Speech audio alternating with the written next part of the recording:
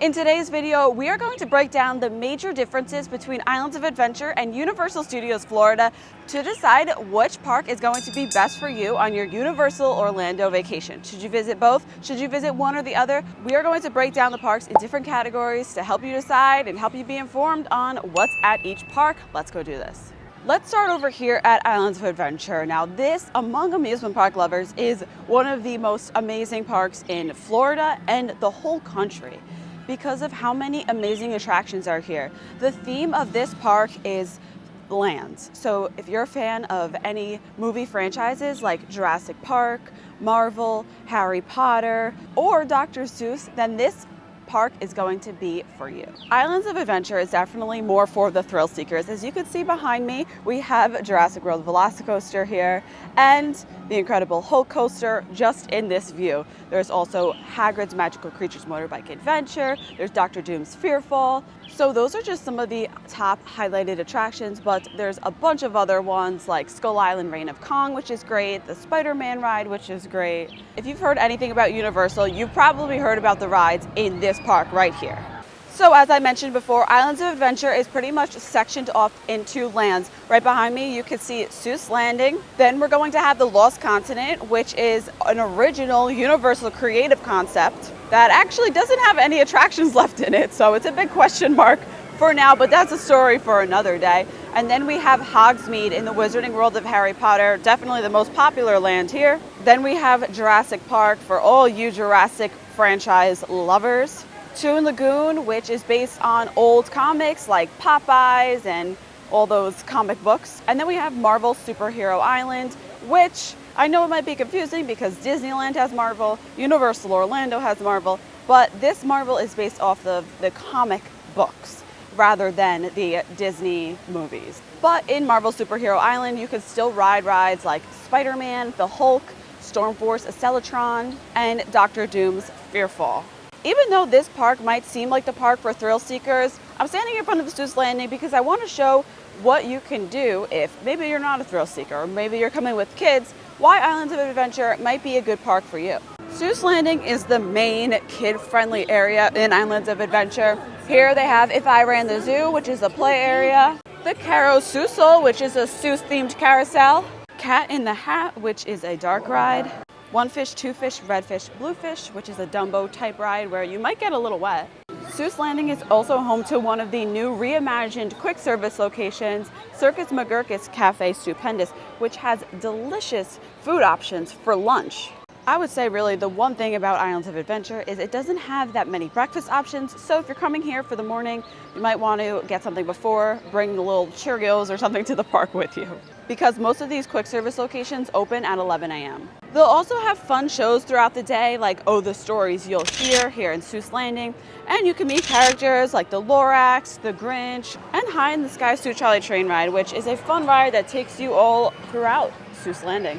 And that High in the Sky Sue Charlie Train Ride actually goes throughout Circus McGurk's if you get on the right track. So that is really the kids section in Islands of Adventure. I'll show you the kids section over in Universal Studios Florida. Good news for DreamWorks fans, the new DreamWorks Land is now open in Universal Studios. Here you'll be able to hang out with your favorite DreamWorks friends, Shrek, Trolls, Kung Fu Panda, Gabby's from Gabby's Dollhouse, and so much more. There'll be interactive play areas, there'll be a roller coaster, there'll be themed treats and drinks, interactive activities, and so much more right here in Universal Studios Florida. So if you're coming with kids and they're fans of DreamWorks, they're going to love this. I think this edition is great for Universal Studios Florida, even better than the Woody Woodpecker's Kids Zone, because of course it's modern, it's up to date. Kids actually know these characters today, not like, you know, no offense to Woody Woodpecker or anything like that, but it was a little outdated. So this is a great addition to Universal Studios Florida for families. Okay, back to you over in Islands of Adventure.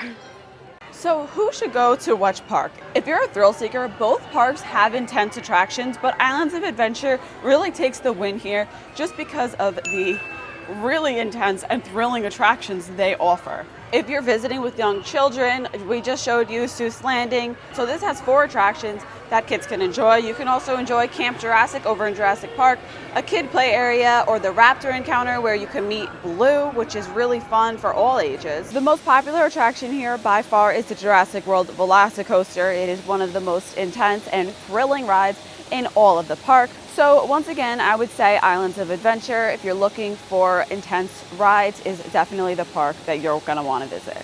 But I would say if you're visiting with young children, Universal Studios Florida might take the win here just because of the brand new DreamWorks land. If you are a Harry Potter fan, you absolutely need to visit both parks, in my opinion, because they each have something that is so special and so unique. If you're a big Harry Potter fan, trust me, you're gonna wanna visit both parks. And you could do that via the Hogwarts Express right here from Hogsmeade over to Diagon Alley and King's Cross Station. It could take you from Islands to Universal Studios Florida, but you must have that park-to-park ticket. You can get it out front, but I suggest doing this in advance just so you don't waste any time. So as you can see, it is located here right next to Hogsmeade, and Hogsmeade is where you can find most of the Harry Potter attractions. So if you're breaking it up, Islands versus Universal based on rides, then Islands is the one that you want to visit for the Harry Potter rides. By far the most popular Harry Potter attraction is Hagrid's Magical Creatures Motorbike Adventure. Right now, an hour after the park opened, it is already at a 120-minute wait, but it's absolutely a must-do. It's my favorite ride in all of Universal Orlando. Dining options are super similar, but here in Islands of Adventure, you have the 3 broomsticks compared to over in Diagon Alley, you have the Leaky Cauldron. They serve very, very similar meals, but if you want to see a comparison, be sure to check out my video of eating at both. Both parks do have Ollivander's locations, so you won't have to worry about missing that at either. If you want to see Hogwarts Castle, you're going to have to visit Islands of Adventure. It's beautiful, and guess what? There's a ride in there, which makes it so cool. But if you're prone to motion sickness, you might want to be careful about this one. But it's still fun to walk through the queue, experience walking through Hogwarts Castle. Flight of the Hippogriff is a family attraction that might be good for young kids as a little starter coaster. In terms of dining options, Islands of Adventure and Universal are pretty similar. Each has one main restaurant. Well, actually Universal Studios Florida has 2 sit-down restaurants, Finnegan's and Lombard's. Islands of Adventure has Mythos and Confisco Grill, so they both have 2 sit-down dining options. But in terms of quick service, they're all pretty comparable. They have good options. Here in Islands of Adventure, Thunder Falls Terrace is my favorite. They have really, really, really delicious food options. And I like it because it's not your typical theme park quick service food. Like here we got rotisserie chicken, so it's not chicken tenders, it's not pizza, it's not your typical what you would expect at a quick service location. So that's why I like hanging out here and got a nice establishment. You mobile order, it's quick, it's easy. Over in Universal Studios Florida, Minion Cafe is great. The Simpsons Fast Food Alley is good if you are looking for a bunch of different options for your whole family. Overall, super comparable. Can't say one food in one park is better than the other. We are currently walking over to Universal Studios Florida from Islands. If you don't take the Hogwarts Express, it is literally just a quick walk through City Walk to get over from park to park. It's about a 5-minute walk to be exact. Here at Universal Studios Florida, you can ride the movies. Well, back in the 90s, that was the slogan. Today, it's kind of like a hodgepodge of movies, TV, entertainment, Hollywood, New York, Harry Potter, San Francisco, everything like that you can possibly think of is here at Universal Studios Florida. Now, this is personally my favorite park. I love how it's laid out. I love how it's set up. It's nice, it's flat. There's a lot of room, but all of that aside, there are some top attractions here like Harry Potter and the Escape from Gringotts inside of Diagon Alley. Diagon Alley is incredible. If you're a fan of Harry Potter, even if you're not, you're gonna really appreciate this land. The all-new Minion Land that is in the front of Universal Studios Florida has a cafe. It now has 2 rides, which are super cute, great for kids who are obsessed with Minions. And it's home to a lot of great shows. Street shows like the Blues Brothers or Marilyn and the Diamond Bellas that come out, perform, the Beat Builders throughout the day. It's also home to animal actors, which is fun to see all the little animals, and the Bourne Stuntacular, which I highly recommend. It's great air conditioning and it's a really, really cool show. Universal Studios Florida is great for kids. They have a Transformers ride here too, but it's also great for older adults. So if you're not gonna do the thrill rides, you're gonna like walking around this park, experiencing some of the older nods they have here, like they have some Back to the Future props and memorabilia. Don't get me wrong, there are some thrilling attractions still, like Rip Ride Rocket, but this is definitely the more calmer ride park.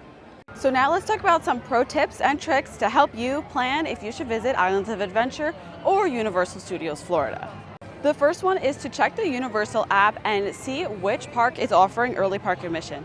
Typically it is at Islands of Adventure, as that is the more busy park, so they put early park admission over in Islands more often. And this allows you into the park 1 hour before the park opens if you're staying at a Universal Orlando hotel, which brings me to the next tip and trick, that is to stay at a Universal Orlando hotel, because they are walking distance, well, besides the endless summer resorts, to both of the parks. You really can't go wrong with all the perks you get for staying at hotels as well. If you want to learn more about the hotels, be sure to check out my Ultimate Universal Hotel Guide video. I'll link it in the description down below. If you're a movie buff, you should come to Universal Studios Florida. From Despicable Me to Men in Black to the Bourne series, you're gonna find something for you. As you can tell from this video, the comparison between the both parks is a tough one.